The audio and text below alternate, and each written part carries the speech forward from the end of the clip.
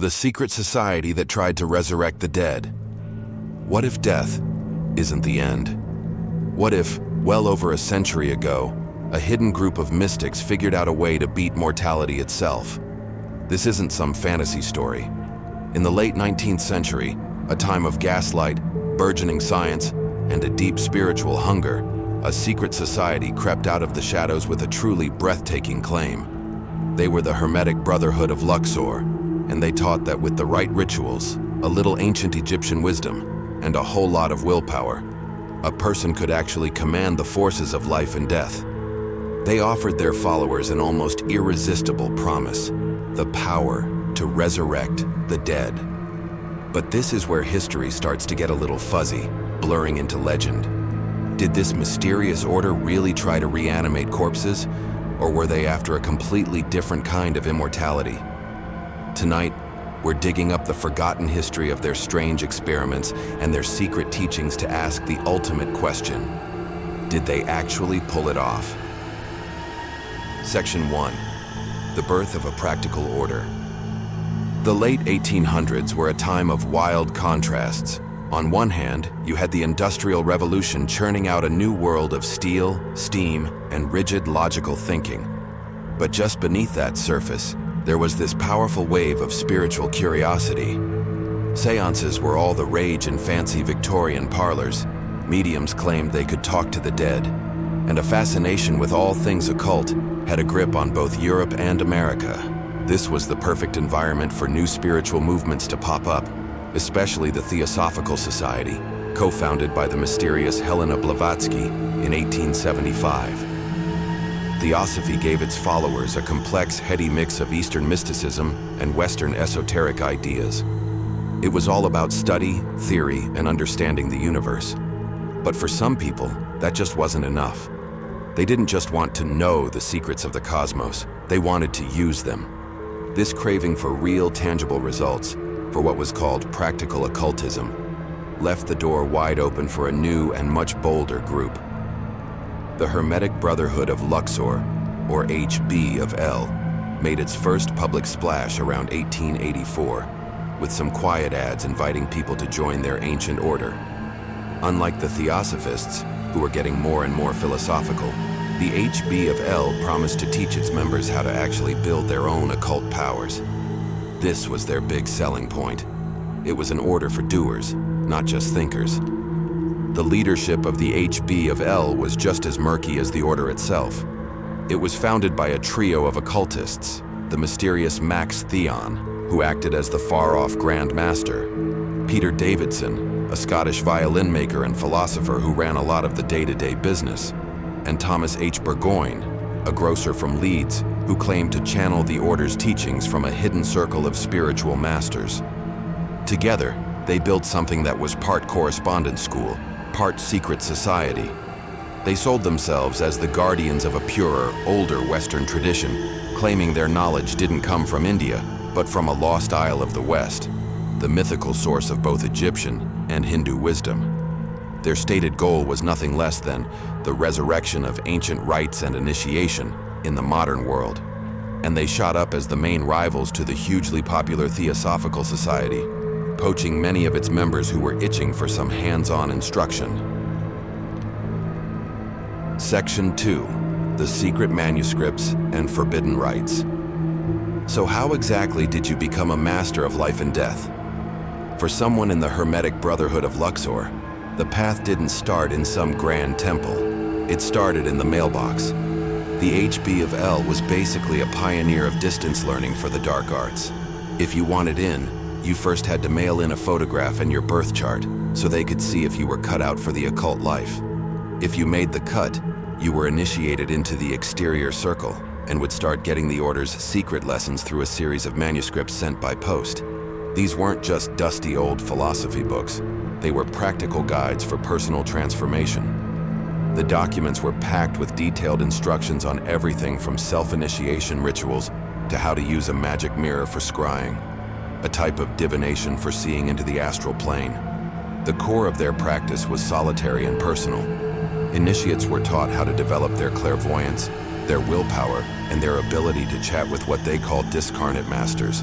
spiritual beings who were no longer tied to a physical body and who would continue their education on the astral plane. This was the big promise. You weren't just learning about magic, you were learning to do it all on your own. The curriculum itself was a wild mashup of Western esoteric traditions. It pulled a lot from Hermeticism, Rosicrucianism, and the Kabbalah. But it also mixed in some more controversial and hidden elements. One of the main sources for their teachings was the work of Pascal Beverly Randolph, a groundbreaking American spiritualist and sex magician. From Randolph, the HB of L adapted teachings that wove human sexuality into the spiritual journey. They taught that the sexual act, if done with the right intention and mutual satisfaction between partners, could become a sacred religious rite, a powerful engine for spiritual growth, and even for conceiving spiritually advanced children. This was a radical idea and a closely guarded secret, hinting at a lot of the sex magic developments that would blow up in the 20th century. Everything was wrapped in secrecy. Members were sworn to never reveal what they learned, which created this intense aura of mystique. This carefully crafted image as the keepers of forbidden knowledge is what fueled the rumors that would end up defining their legacy, whispers of ancient rites that held power over the ultimate taboo, death itself. Section 3. The Great Work, Conquering Death. This brings us right to the heart of the whole mystery, the claim that's been bouncing around occult history for more than a century, that the Hermetic Brotherhood of Luxor knew how to resurrect the dead. The order's name, Luxor, was said to mean light in both Latin and Hebrew, which hints at the enlightenment they were promising. Their stated goal was the resurrection of ancient rites, and their lessons were full of talk about beating death, gaining immortality, and mastering the forces of life. But what did they really mean by resurrection? The legend suggests they meant literal physical reanimation. It paints this picture of robed figures in a candlelit room, chanting over a shrouded corpse, trying to summon a soul back to its body using formulas they'd supposedly lifted from old Egyptian papyri. This is the image that grabbed the public's imagination and totally freaked out their rivals. The appeal of the HB of L was this promise of ultimate power. But the historical documents and manuscripts that have survived tell a more complicated and maybe even more profound story. There's little to no actual evidence that the Brotherhood ever tried to physically raise a corpse. Instead, it seems like the idea of resurrection in their teachings was mostly symbolic, referring to a deep spiritual transformation. For the HB of L, real death wasn't when your heart stopped beating. It was the state of spiritual ignorance that most people lived in. The resurrection they were after was an awakening of the soul, a rebirth into a higher state of consciousness. Their practical occultism was a system for making that inner change happen. Through their exercises, the scrying, the astral travel, the talks with higher beings, an initiate was supposed to shed their ordinary self and be reborn as a spiritual adept. This was the real way to conquer death. To understand that the soul wasn't trapped in the body, and to achieve a continuous consciousness that went beyond the physical world. By contacting discarnate masters, they were, in a way, talking to the dead, proving that consciousness lived on. The end goal wasn't to bring flesh back to life, but to make the soul immortal and powerful enough to operate without its mortal shell. So, while the sensational rumor was all about raising the dead, the deeper truth was about raising the self from the death of mundane life into the light of occult mastery. It wasn't a physical miracle they were after, but a spiritual one. Section 4. A Legacy of Influence. The Hermetic Brotherhood of Luxor's time in the limelight was short, but it made a huge splash. Their downfall wasn't because of a failed resurrection or some epic magical battle, but because of a very human scandal. In 1886, it came out that one of the founders, Thomas Burgoyne, was actually a guy named Thomas Dalton, who had been convicted of mail fraud a few years earlier. This juicy tidbit was gleefully spread by their rivals in the Theosophical Society, and the scandal completely wrecked the Brotherhood's reputation in Britain, causing it to mostly fall apart. Peter Davidson packed up and moved to the United States to try and start a commune in Georgia, and the order's main structure just collapsed. But you couldn't put the ideas they'd unleashed back in the box.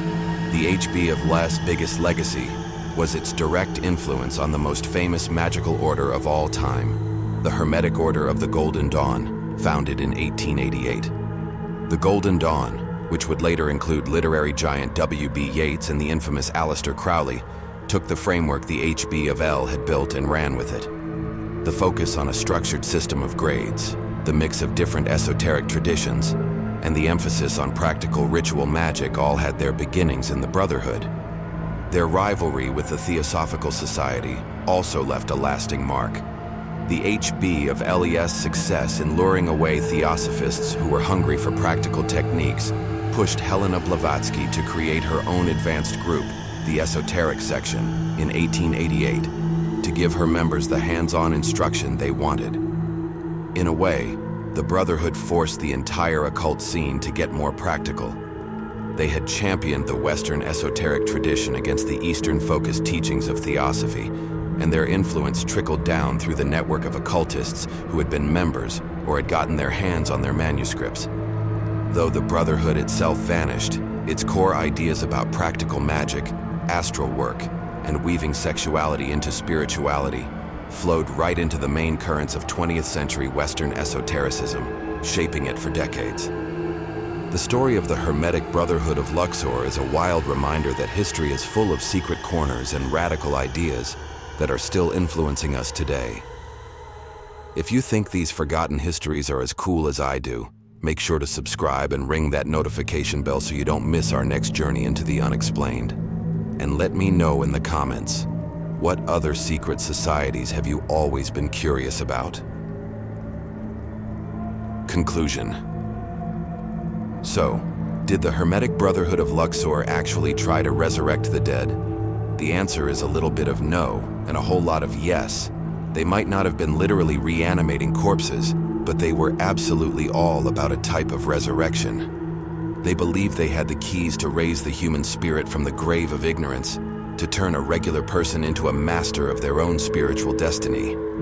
They were a strange, short-lived and scandalous group, a mix of genuine mystics, charismatic leaders, and at least one convicted con artist. And yet, their obsessive hunt for practical power and their championing of a powerful ancient Western magical tradition left a permanent mark on the history of the occult. They stand as proof of that eternal human urge to peek behind the final curtain, to test our own limits, and to ask if death is really the end, or if it's just the start of a whole new kind of initiation.